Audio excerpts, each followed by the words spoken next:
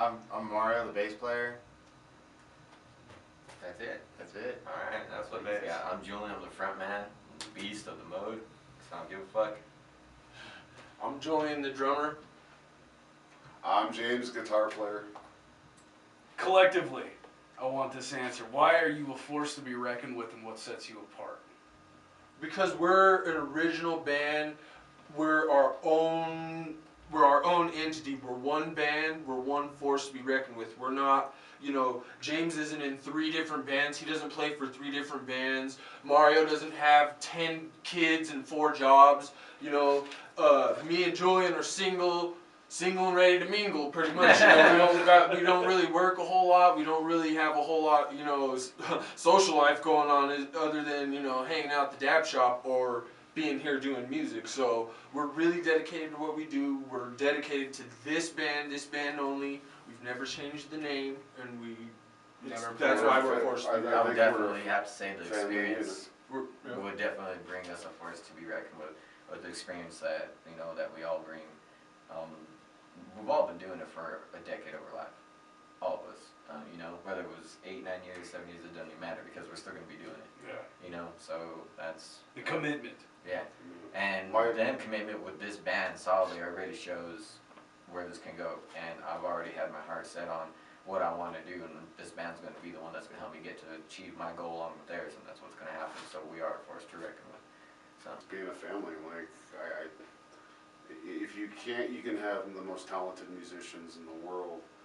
But this is one of those things that I don't treat them as friends. This is my family. yeah, and we're prepared for a tour. Not only, can we make music together, but we can hang out together. We can, do shit together. We can, it's all in the family. You know what I mean? It's some Borg shit right there, hive mind shit. Yeah, what he said. That's the best way of putting it, because it's almost a decision isn't made without anybody else knowing about it. Yeah. Everybody has to know about it. If you don't, it's going to be upsetting. People don't talk right. We always try to have open. If there's disagreements, they're brought out in the open right away, and we push them on. It may kind of seem like a dick move, but we'll push our disagreements in each other's face because that's something that needs to get dealt with and pushed out of the way and turned into angry music, which is what we like to produce. So. What was that moment in your life where you turned down the road where you wanted to do music for a living? What did it for you? I was 4 years old. I looked up on the TV. PBS was on. I was in the living room trying to find cartoons. Mick Jagger was on the actual TV itself, doing the whole Rolling Stones thing. I looked and watched that, and I thought, ooh, I don't want to do that. I walked into the kitchen and told my mom, and she was all, okay, let's try that. I don't know. I'd always wanted to be a drummer since I was a little kid. I was always banging on shit. Rick Allen from Def Leppard was one of my idols, and it really wasn't until my late 20s I was, established, had my own job and stuff. I actually could afford my own drum kit, which at a point in time I went and bought this little $300 piece of crap kit from Pro Sound, with trash can sounding cymbals, and put it together, and it was that moment that I finally, realized that I can do something with this, and this is what I want to do. I would have to say, being that, I grew up always performing anyways, but it wasn't until I was a teenager, like 13, 14, watching the Pantera home videos, and I was watching a Godsmack video, one of the first ones, and it was one of their live performances at Red Rocks, and I saw that, and I told my friends when I was sitting there in the group of friends, I told them, I said that these guys are going to be seeing me up there one of these days, that's what I want to do.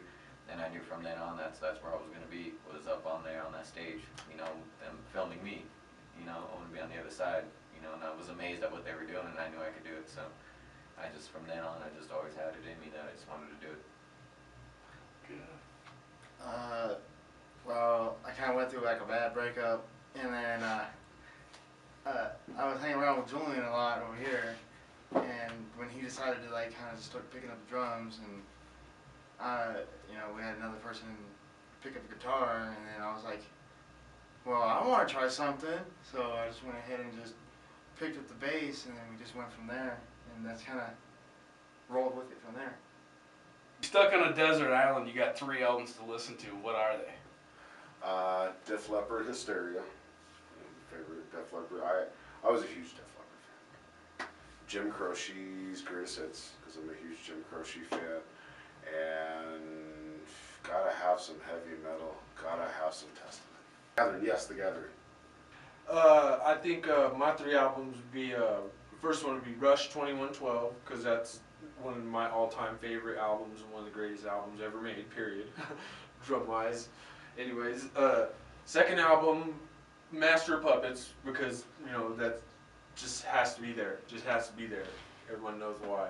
And then the third album would be my new school one, which would be Ascendancy by Trivium, which is my new school Master of Puppets, and the album that really put music in perspective for me and made it to where I could, you know, I knew I could do, you know, shit like they did. They were the pros I looked up to. They were my Metallica at the time. So those are my 3 albums. Yeah. It's pretty tough on me with all the influences and people that I look up to. But I would have to say one of my albums I would have with me is 36 Crazy Fists, Rest Inside the Flames. It'd probably have to be Metallica's The Black Album, and man, it's really hard to toss up either between Michael Jackson's Bad or Man. yeah, let's go with that one.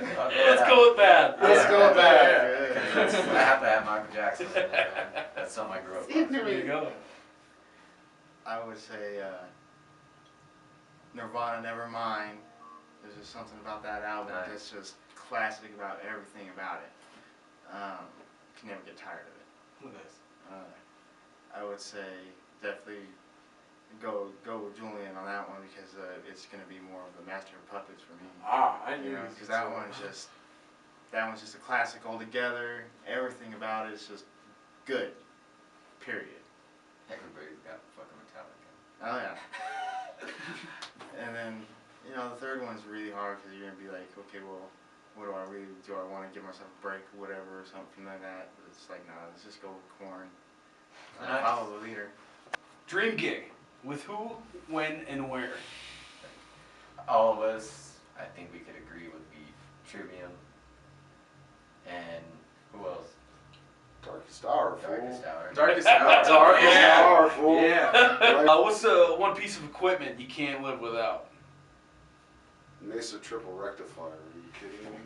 My custom Mesa Triple, I can't live without that thing. No, my Mesa Triple Rectifier, I've always wanted one. That was my dream rig. I finally got one. I'm very happy. Julian the drummer, how about you? I'd probably have to say my Remo drum heads. You know, they take a beating more than anything else, you know, other than my cymbals. But they're the easiest to replace, and they're inexpensive, and they last for a long time. And close second piece of equipment is his Mesa Triple Rectifier, because that thing's Because they both bring the thunder. Exactly. I have to say, you know, the one piece of equipment is the only one that I use, and the only one that I need is my Shure Beta 58. And, you know, definitely a lot of vitamin C. What'd you, Mario? My LTD ESP, that bass is wrecks it every time. Change the sound. Yeah. Let me hear your favorite Black Sabbath song. We all agreed that it was Iron Man. Iron Man. Ain't really Iron Man. Iron Man. How old were you when you first heard Iron Man? Oh God, do I have to even reveal my names? You're not gonna do that. I was a kid. I don't remember how old. I was a young kid. I'd been hearing it all my life, so it's always been there. It's always been Grew there. up with playing in the basement of my brother's house. Give me your thoughts on the music industry today. How do you feel about it? Kind of upside down. I mean, we have a great scene in Colorado. Probably the best in the United States. Everybody knows.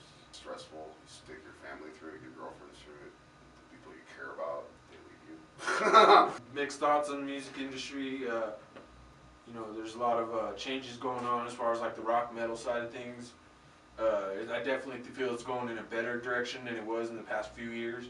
But as far as like the big music scene, I try not to pay attention to it too much, because, you know, it's a lot of negativity and a lot of, you know, randomness that has nothing to do with the rock and metal side of things, which is where we live. And that's about it. You know, I would agree, Baldwin, on the mixed emotions. I'm happy, with seeing, all the bands, what they're coming up with today and where they're progressing. And, I definitely enjoy the music the way that it is now. The music is, it's always, it's always amazing to me, seeing from where bands have started to where they are now as well. It's awesome.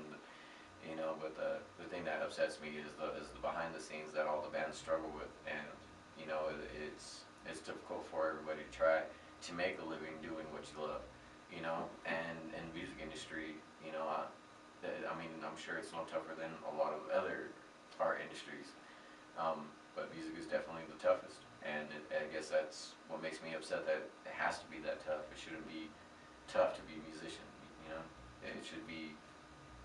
You should be welcomed instead of struggling. Yeah, And I that's agree. what upsets me. I agree. I just show up to play. That's right. I hope people come out to the shows and, just enjoy our music in general. I hope it reaches people.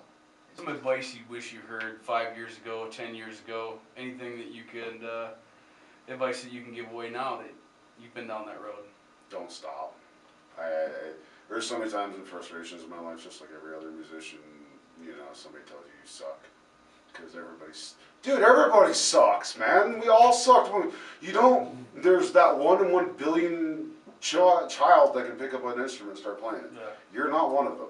I'm not one of them. None of us are. They're usually in a foreign country. But I wish somebody would have told me not to stop, because I took it as personal emotion, just like everybody else. And I'd stopped for a while. I would have learned so much more. For me, it would have been to start playing earlier. I started playing, well into my 20s, which, had somebody had come and told me, back when I was 19, 18 years old, I would have started playing a lot earlier. If I would have known the kind of joy it would have brought me and whatnot, then I definitely would have started playing earlier. I would have to say that, someone could have told me that, being afraid to be up there doing what you do, is okay, that it's okay to be scared to feel that way, because you have to learn how to use it. And if I would have known how to learn how to use that a long time ago, I would have been more able to write more interesting and more intriguing instead of writing to impress, I would have been able to be more of myself if somebody would have told me it was okay, philosophy. I wish someone would have told me to pick it up a lot sooner. Start younger. Yeah. I feel like I missed out on a lot of time to play a lot of sports when I was younger, so it could have been a lot more time spent playing bass than playing, football. Final thoughts, upcoming events, goals, aspirations. What do you guys got going on? Well, we got our gig on January 29th at Tennyson's Tap coming up. It's going to be, it's always fun playing up there in Denver. We got our album coming up, full-blown album, full-blown album with artwork and everything. Another video coming up. Yep. Give us a little slice. What'd you learn from doing your first video? We learned a lot. We learned How to make a movie. Yeah. How much time you had to spend out there? Oh my God. Probably the one thing that we learned is next time we're going to learn how to use that time more effectively. Definitely. With as much time as it took, the long hours and everything, we're going to definitely put that to better use next time. Why did you pick Beyond the Ruin? What about that one did you want? Why did you want to do that video? It was a song that we had all actually wrote. The songs that we had done before, of course, were already written when I came in. So this song was actually written after I came in. So we chose that song to represent who we are now, instead of who we were or who they were. Precisely. Keep a lookout for us. 6 Feet of Anger. Yeah.